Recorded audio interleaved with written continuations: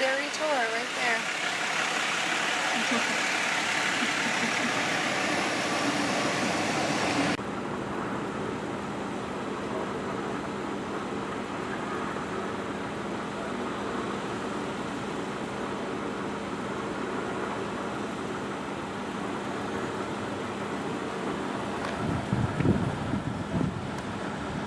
This is very cool. Yeah, Emmett's Fix-It shop over here. Remember Emmett?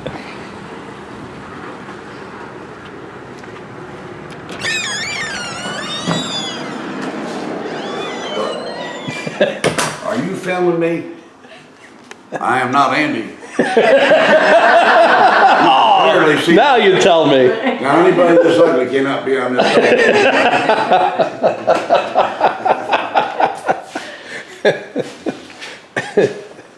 Wow, they did a good job in here.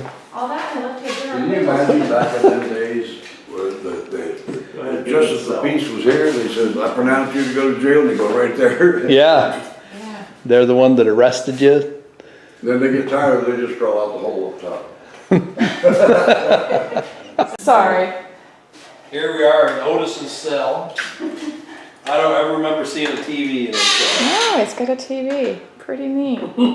Lucky guy. Why would you ever want to leave? He's got a photo of himself. Imagine a jail like this.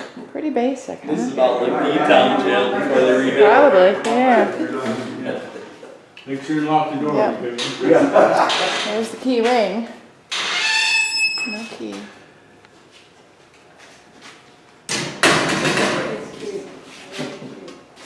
Pretty basic, huh? Mm-hmm.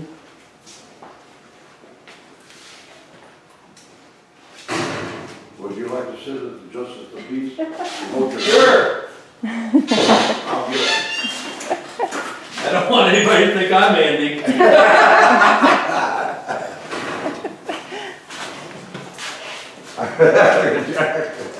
No. You get back to You bed. gotta get a picture of me back here too. Now reach out and keep the key ring. Yeah, you try to get the key ring. Don't be hitting your phone. There you Look at the little go. You fans. don't have Up. There you go. Up. There you go.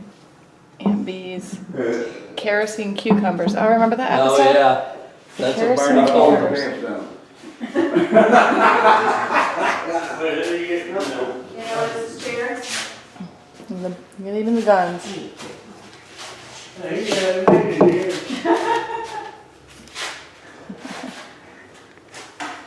All I need.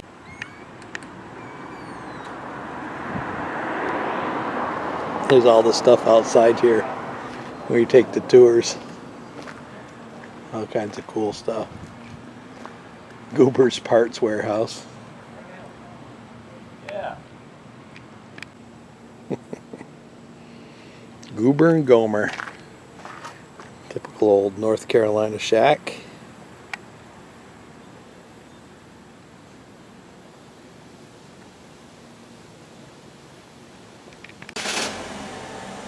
Those radios are antique. Oh yeah, some oldies. Way back.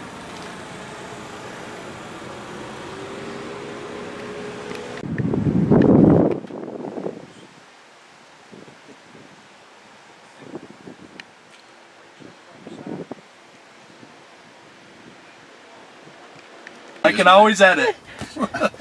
Now, I want to ask you something totally different. You said you were work camping. How Yeah, long have you done that? this is our first assignment this Do season. you like it? Yeah, it's been good. And you were where at Cherokee? Yeah, the Yogi Bear, the Yeah, Yellowstone Park yeah. out in Big Cove. Jellystone, is that? Jellystone, yeah. Yeah, Yogi and the Smokies. What kind of work do you do for them? Whatever. I'm they the need? manager of the store, Oh, okay. and she works in the store and does reservations and stuff. You do 20 hours a week or so? Well, we're contracted to only work 32 hours a week. Sometimes we work 40, depends on Both what- of you 32 or 32 each? 32 Each. each. That's like a full-time job. 32, that's not bad. Well, it's 8 lessons. That's what I'm working We now. work 4 days a week. Oh, well, that's not bad then, 4 days. Yeah, we're off 3 days and 3 consecutive days together. Do you like it? I mean, would you do it over again? We yeah, are. We plan on doing it. We've We're got our- already contracted to work for next year out in Yellowstone. What Yeah. did you do before you did that? I was a sales rep I've been in wholesale distribution my whole life of some sort. I've sold everything from cigarettes to RVs to Little Debbie snack cakes for most of my career. God, I could have never been Little Debbie. They couldn't have got me the car. Good. Okay, are we ready to go? We are. Okay. Since you were the deputy, you got to watch the chicken thief back here. Okay. And if she starts to jump out, let me know, and I'll open the door for her. Because I'm not chasing Then nobody. push me out, right? Now, as we get out in the road, I want you to do something for me. Okay. See this little button right here? Yeah. I want you to push that button up for me. Okay. That'll kick the super drive. Okay. When do you want me to do that? I'll give you the high sign Okay. right now.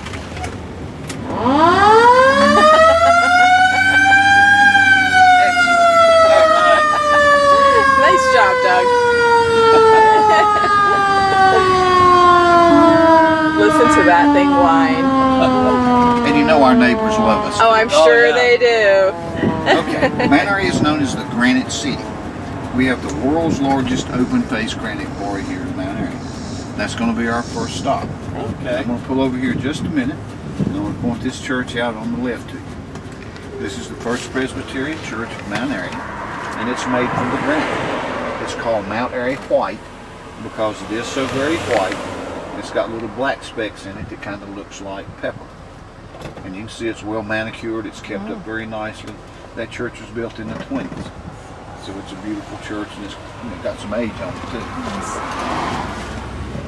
And as we pass this house, you'll see some of the granite in that house. Windows, sills, steps. Now, you see a big granite building. That's the Mount Airy Municipal Building. And it's built from the granite. Nothing very special about it. It's kind of a modern cut. But again, nothing special about it other than they take all your money. But that location is where Mount Airy High School used to be. Okay. And that's where Andy Griffith graduated from high school, is that location. Okay. Now, it's long since been torn down. And when I went to school in that place, I went to like a middle elementary school. It was grades 4 through 6 when I went there. But Andy graduated from high school in 1945. It was a bunch of years later that I graduated from high school. Yep. Now, Mount Airy also has another very famous person. And I know you're thinking it's me. And you are correct. I am a legend in my own mind. Papa used to tell me, boy, it's a sorry dog won't wag his own tail. And I promise I'm not a sorry dog. But truthfully, we really do have another very famous person. She is a very famous country music singer from the late 60s, early 50s, a little more to the late 60s, early 70s, pardon me. Her name is Donna Fargo. Oh, You remember Yeah. Donna Fargo? oh yeah. Heard of The her. happiest girl in Girls the the whole whole USA. Right. And a song of hers that I think about every morning when I look in the mirror. Funny face. Funny face. Good guesser. Good. Nothing personal. No offense. The truth is the truth. You'll never hear me complain. Because it was my joke and I was going to say it anyway. Am I sitting out in the road or are they going to stop? And I don't know. And then we learned today that the Siamese twins ended up here. Yes. Do you know how many children they had between them? 22. 21. Oh, okay. One had 11, one had 10. Okay, I thought it said 22. They were way ahead of their time. Yeah. That must have been an interesting relationship with the two sisters. Yeah. That's a polite way to say it. Siring that many kids. And they stayed in one another's house a week, and Yeah. each wife wanted a separate house. Yeah. And there are a lot of their descendants around Mount Airy now. Yeah. A lot of them. I'll bet. Actually, the girl who runs the Andy Griffith Playhouse, really in charge of the Surrey Arts Council, she's a direct descendant of the Siamese twins. Okay. So there's a lot of them still around. Wow. Yeah. But Bound to anyway, happen with that Donna many. Fargo was born and raised here. She went to college in High Point, North Carolina. After she graduated High Point College, she moved to California and she was a school teacher in California. And people get in too big a hurry. You'd think they're from New York or something. It must be migrating this way or something. And that's okay. high taxes and bad winters, driving everybody down the Carolinas. You know, we had a guy with us, he lives across the street from us. He's here 6 months a year from Maine. He said, I would have been here sooner, about 3 weeks before he come. But he said he had 4 feet of snow on his roof. He couldn't leave his house. Yeah. He had to keep a shovel inside of his front door. Wow. I wish he would go on up a little bit. Theoretically, we could be here forever. How long I can get by now? But anyway, get back. What with me? Busy at the pool. But anyway, back to Donna Fargo. Donna went to college in High Point, North Carolina, moved to California, was teaching school. And that's where she was discovered. She liked to sing and perform, and she was found in California. Okay. Now, she lives close to Nashville, Tennessee now. And she hadn't performed in a lot of years. She has MS. But she manages her disease very well, and she's never forgotten where she came from. She was back this past Christmas as Grand Marshal in our Christmas parade. Oh, very cool. Okay. So Donna is a very, very nice person. And you'll notice a little sign as we cross the bridge on your right that says the Donna Fargo Highway. She was raised about 4 or 5 miles out this road. So they dedicated a portion of this highway to her. Okay. Again, she's never forgotten her roots. How old is she? She is in her mid-70s. Okay. I would say closer to 78, but I read one biography, maybe just a few years older than me, and I know that ain't so. That's okay. I do read. She still does very well with the disease she has. Yeah. Does some public speaking, some lectures, but she's not able to perform. Now, I had a picture frame shop and gallery for 35 years. And I answered my phone one day and he said, I need to speak to Steve Talent. And I said, well, this is Steve. Steve, this is Donna Fargo. Right? I figured it was a buddy of mine jerking me around. Yeah. It really was her. It really And was. she wanted me to match something up. And I was very There's not any frame shops in Tennessee. There's not, huh? But anyway, I did the work for her. And I got a real nice thank you card. I told a buddy of mine, I said, you know, her southern accent's so deep. Hers made me sound like I was from New York City. I said, Steve, don't worry. Nobody's ever going to think it. Okay, I'll pull under this shade tree behind these 3 buildings. This is the Flat Rock Presbyterian Church. The building on your right, the one in the center, built in 1954. Notice how the granite's cut. It's all at right angles. It's very shapely and straight. And there is a pattern to it. You have to figure it out, but there is a pattern to it. Now, when these 2 buildings were built, they had the cutting technology to cut the granite at right angles and make sharp lines and straight lines. This first building was built in 1906. The only real technology they had then was a hammer and chisel. Pick a piece up and make it fit. Chip off pieces, chip off more pieces.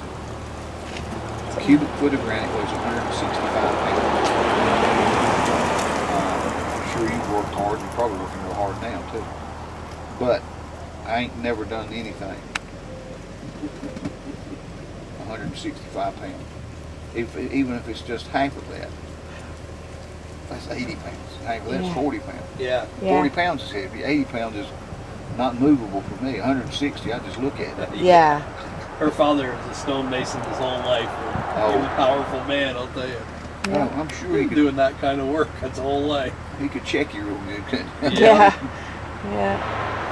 Beautiful. That is beautiful. This is the part I like the best. I really like Yeah. that character, the different sizes. Yeah. and Yeah, shapes it's give. neat. Yep, me too. And over the door, I think that's really neat. They try Yeah, to get that's a really design cool. in it. Yeah. Yeah. But it was hard to get it straight because it didn't have any way to cut it like that. Yeah.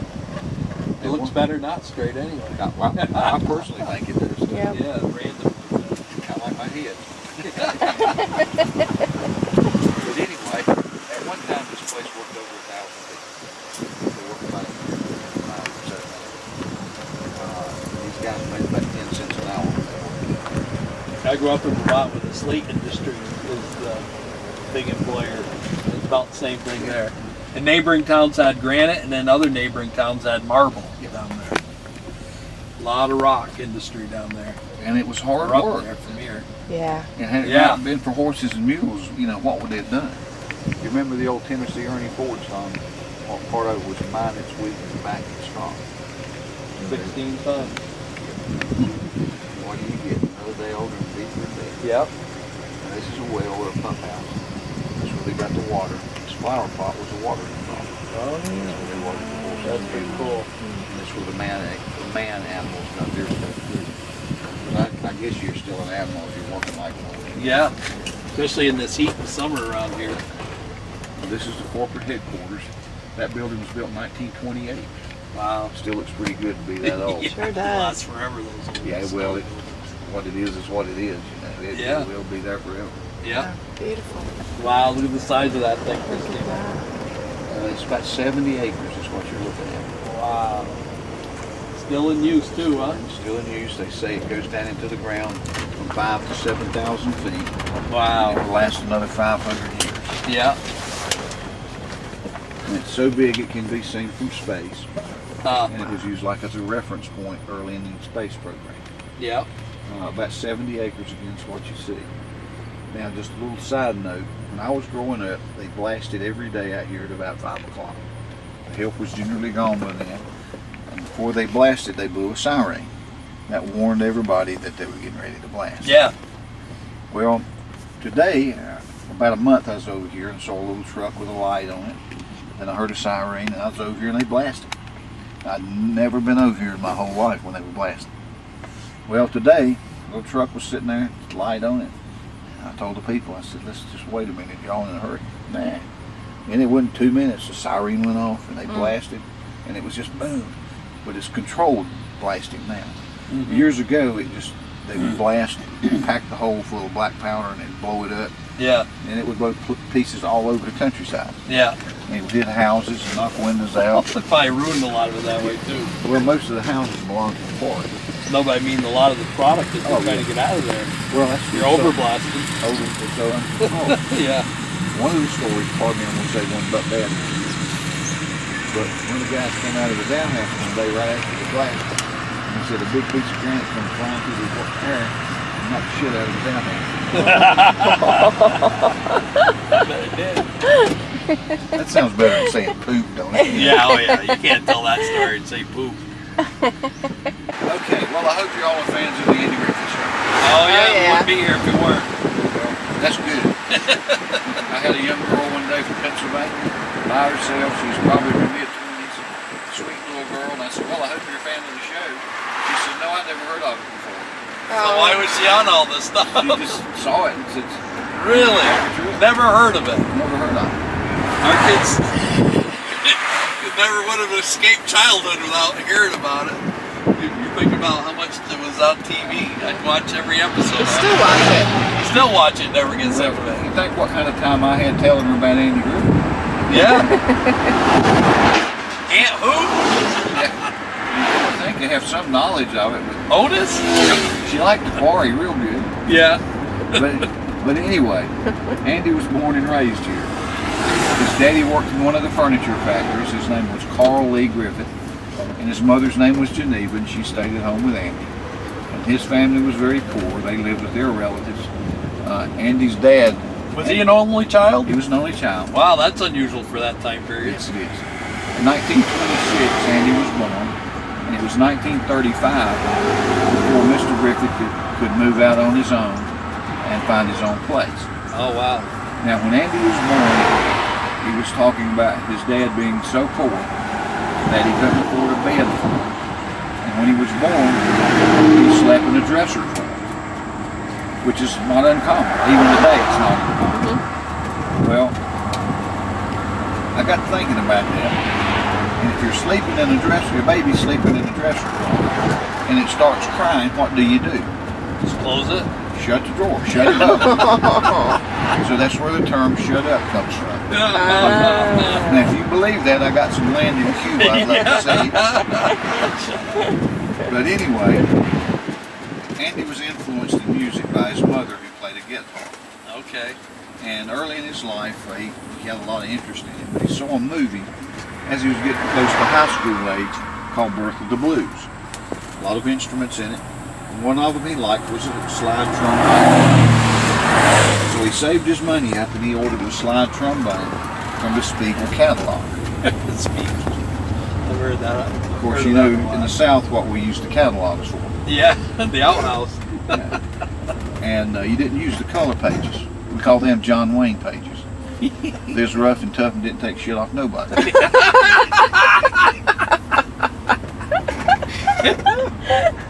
But anyway. Yeah, they weren't very absorbent. Yeah. Well, it's kind of slippery. Yeah, just kind of sliding around a little bit. I do get distracted too easy. I got to do better. That's all right. But anyway, Andy found a minister. Yeah, I'm talking about the minister and poop. You know. But he found a minister that would teach him how to play. Reverend Ed Mickey at the Moravian Church. Moravian Church. It's like a German Lutheran. They immigrated to Pennsylvania from Germany. Winston-Salem, North Carolina. Salem was started by the Moravians and is still a big active Moravian community. Okay, never even heard of that. But anyway, Reverend Mickey agreed to teach him to play, and he moved his membership from a Baptist church he was a member of to the Moravian Church. And a few years before Andy died, he made sure he was still a member of the Moravian Church here in Mount Airy. Huh. When he graduated high school, he could play all the instruments in the band, and he was leader of the band. And we saw in the yearbook at the museum he was the president of the Glee Club. yes, he liked music, he loved to sing. Yeah. And he also wanted to go to college. A couple local businessmen were able to help him get into the University of North Carolina at Chapel Hill. And he majored in religion when he first went to college because he wanted to be a Moravian minister. After he was there a while, he changed his major to music and drama. While he was there, he met his first wife, Barbara. And he was married 3 times. He met his first wife, Barbara. They did a play on the coast of North Carolina in Manteo, North Carolina. Have you ever heard of Manteo? Is that near Roanoke? Roanoke Island, yes. Yeah. You cross over, it's on Roanoke Island. Manteo is. Yeah. Well, the play is called The Lost Colony. Mm-hmm. And he and Barbara actually did that play, I think, for 7 years. Wow. But they did that play, and he so much liked Roanoke Island and Manteo that in the 50s he bought 50 acres of land on Roanoke Island on the Pamlico Sound in Manteo. And he always maintained a residence there. No matter if he was living in California or where he was living, he always maintained a residence there.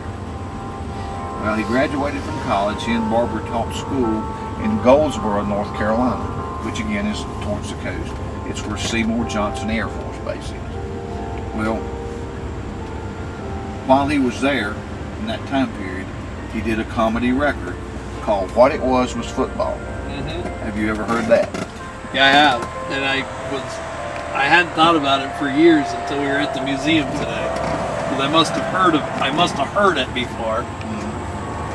Well, I tell people if you're listening to that and you're not laughing, the purse is right behind you. Yeah, I remember he put the real thick Southern accent on. Yeah. Okay, now we'll stop about that just a second. This is the First Baptist Church. And it's Wow. built from the Mount Airy granite. This is the oldest part. It was built in 1907. It's pretty impressive. Now, my mom and dad cleaned that place up for 30 years. Really? Wow. And that's where I learned what work is. Yeah. Well, I actually learned before that in various ways with Dad. Daddy was a tough nut. He lived around here. Yeah. He didn't work anyway trying to get out. It didn't hurt you though, did it? No, I'm still here. He was But equal. anyway, he was a good man. So if you're enjoying the videos, folks, please like, share, but most importantly, subscribe. You'd be amazed what you'll see if you get off the couch. Have a great day.